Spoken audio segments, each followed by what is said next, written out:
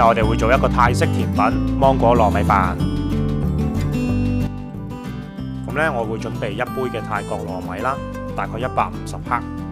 我哋提早翻2至3個鐘呢，去浸咗啲糯米先。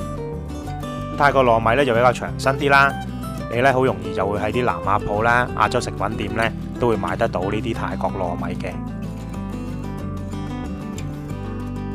咁準備好之後呢，糯米就放喺個碟度啦，咁啊放落鑊度蒸，大概30至35分鐘。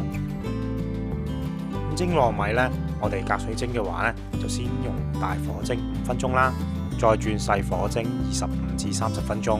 咁你蒸出嚟嘅糯米呢，就唔會咁乾身噶啦。咁蒸糯米嘅同時呢，我哋就可以煮我哋嘅椰汁啦。咁用200ml 嘅椰漿啦，咁你都係喺亞洲食品店買就 OK 噶啦。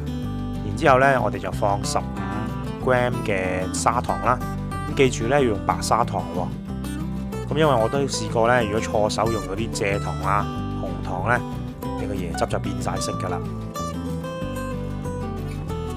因為呢，我係中意凍食嘅，所以椰汁呢，我都係提早做，放喺雪櫃雪凍佢，咁啊隨時都可以攞出嚟用啦。咁蒸好咗嘅糯米飯呢，我哋就揾個大碗裝起佢啦。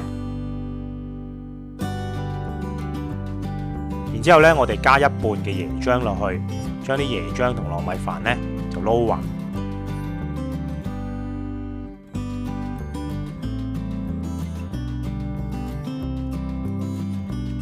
我就會揾個細嘅碗仔呢，將佢分成2份，呢度剛剛好呢，就係2人嘅份量。